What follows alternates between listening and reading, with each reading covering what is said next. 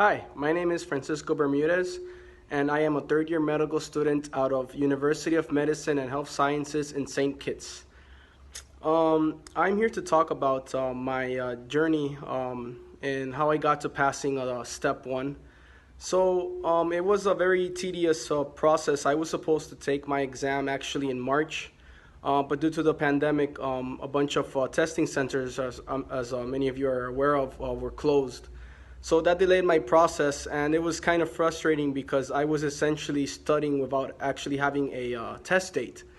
And when the testing centers did finally open in June in my hometown in Puerto Rico, I was taking NBMEs at the time, and I was frustrated that, having been studying for 6 months already, that I was barely passing the NBMEs. I was getting 197.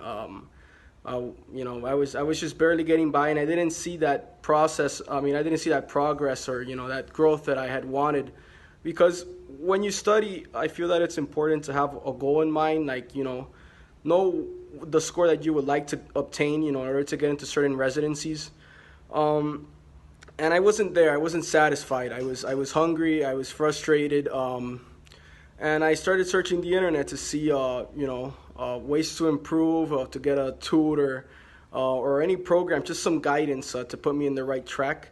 And I came across Smash USMLE, and I watched the videos that are offered in Smash USMLE. They're absolutely excellent. And I feel that the best thing that I did with the program was to religiously, once every 2 weeks, to meet with one of their tutors, Dr. Jeet. Dr. Jeet was excellent because for a long time I was studying ineffectively. I was just reading the first aid. I would take 2 or 3 hours a day to read sections of the first aid. I was just doing questions, but I wasn't really learning effectively. So I learned that the most effective way to actually study is to, yes, do your blocks, do 1 or 2 blocks a day, but each question really dissect it. So that is, for even if you got the question right, why are the other questions wrong? How could the other answer choices have been converted, from wrong to incorrect? What was missing in the case stem, making the incorrect answers incorrect? And off of that, you make notes. So you make these Q&As, and you review it. Review.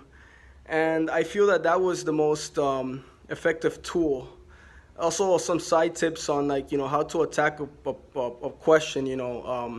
Read the last sentence. Then you build the story. From the first sentence that you see, you build the story along. And it was just you might think, oh, these are not, these tactics are not a big deal, but they are. They are very helpful because the USMLE, they've gone away from buzzwords. You can't go into the exam expecting to recognize a question or answer choices because it's not a thing anymore. You have to know it cold. And if you dissect these practice questions, you get good at breaking things down and building up your story. So, again, if you missed it from the beginning of the video, my name is Francisco Bermudez. If you have any questions or would like to chat with me at any time and learn more about my story, since we're already going on 4 minutes, my number is 939-437-0028. And my email is fjbermudez@gmail.com.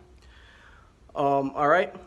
Best of luck to anyone. Hey, if I can do it, you definitely can do it. And let's all strive to be great doctors. And to Smash USMLE, to the staff and the head doctor, thank you very much. I really appreciate it. And I look forward to utilizing your expertise really for steps 2 and 3. Thank you.